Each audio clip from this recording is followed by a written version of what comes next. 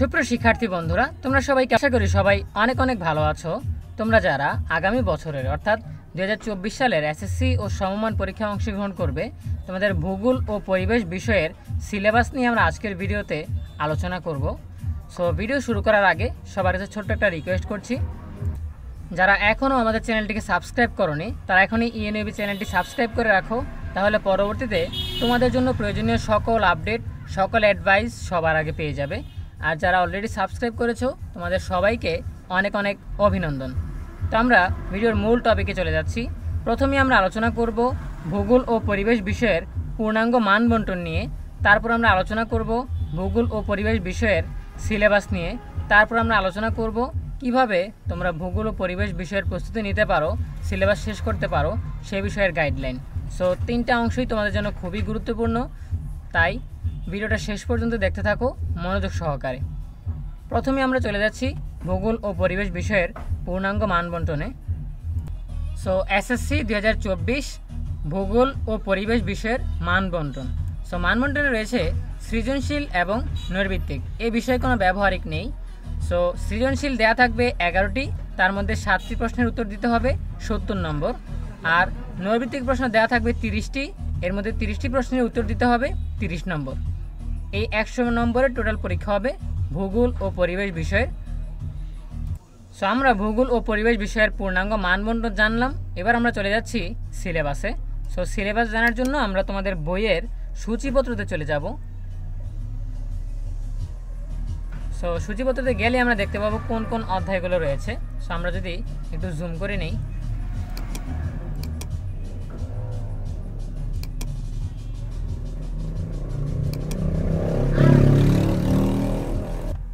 So তোমরা জানো যে তোমাদের ভূগোল ও পরিবেশ বিষয়ে 15টি অধ্যায় রয়েছে, আর তোমরা এটাও জানো যে তোমাদের 2024 সালের এসএসসি ও সমমানের পরীক্ষা পূর্ণাঙ্গ সিলেবাস বা ফুল সিলেবাস অনুযায়ী অনুষ্ঠিত হবে।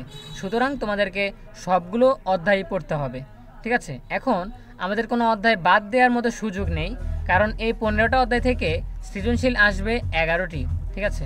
সো দেখা গেল তুমি যদি কোনো অধ্যায় বাদ দিয়ে পড়ো, তখন দেখা গেল তুমি যেই অধ্যায়গুলো বাদ দিয়েছো সেখান থেকে প্রশ্ন চলে আসলো, সেই ক্ষেত্রে তুমি প্রশ্নগুলো তোমার আয়ত্তে থাকবে না, তুমি উত্তর লিখতে পারবে না। এই জন্য তোমাকে সবগুলো অধ্যায় পড়তে হবে। অন্যদিকে নৈর্ভিত্তিকেও এই 15টা অধ্যায় থেকে মিলে 30টা নৈর্ভিত্তিক আসবে।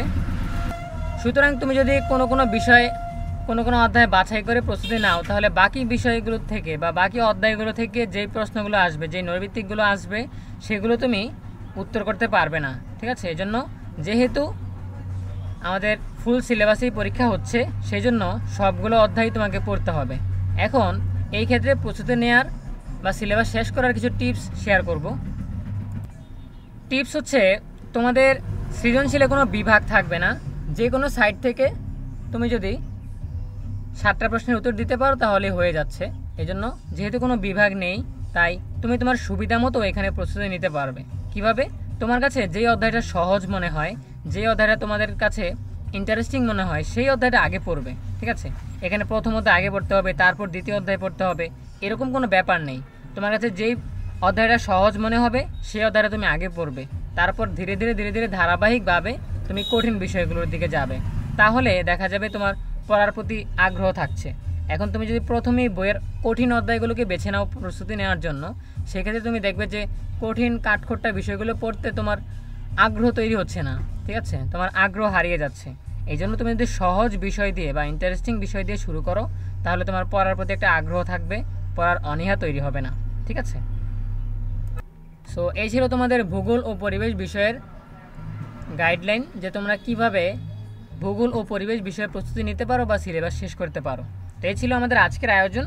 দেখা হবে পরবর্তী বিষয়ের সিলেবাসের ভিডিও নিয়ে। সেই পর্যন্ত সবাই ভালো থাকো, সুস্থ থাকো, সেই প্রত্যাশাই করছি। সকলের জন্য রইল অনেক অনেক শুভকামনা। ধন্যবাদ সবাইকে।